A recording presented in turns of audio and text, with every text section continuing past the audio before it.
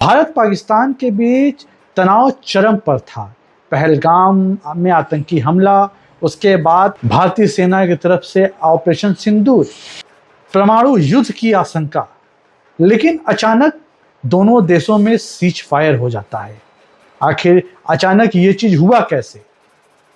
क्या ये मोदी की दबंग छवि थी या ट्रंप की कूटनीति?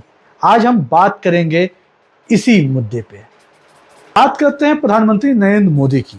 उन्होंने आज भारत को संबोधित करते हुए ये कहा कि उन्होंने ये सीज फायर अपनी शर्तों पर करवाई है और साथ ही पाकिस्तान को चेतावनी दी है कि आगे जब भी बात होगी तो पीओके की वापसी की और आतंकवाद के खात्मे पर होगी।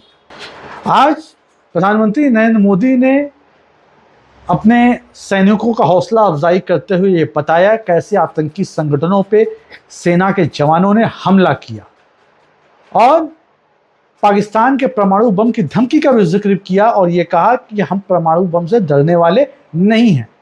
लेकिन इस संबोधन में उन्होंने अमेरिका के राष्ट्रपति ट्रंप का नाम कहीं नहीं लिया, जबकि सीज फायर की सबसे पहली सूचना सबको ट्रंप के ट्वीट से मिलती है। कहीं ना कहीं नरेंद्र मोदी ट्रंप का नाम न लेकर अपने संबोधन में इस सीज फायर को अपनी उपलब्धि के तौर पर बता रहे हैं और ट्रंप की उपस्थिति को नकार रहे हैं। लेकिन सवाल तब उठता है कि जब इसकी जानकारी पीएमओ और भारत के किसी भी ऑफिशियल साइट से पहले अमेरिकी राष्ट्रपति के ट्वीट ने ये दी, जबकि आज ही के दिन ट्रंप ने भी अपने भाषण में ये कहा कि पाकिस्तान और भारत के बीच सीज फायर की मध्यस्थता उन्होंने की। उन्होंने यह भी बताया कि 48 घंटों लगातार पाकिस्तान और हिंदुस्तान से संपर्क साधा इस सीज फायर करने के लिए और बाद में उन्होंने ये धमकी भी दे डाली कि अगर ये सीज फायर नहीं हुआ तो हम व्यापारिक रिश्तों को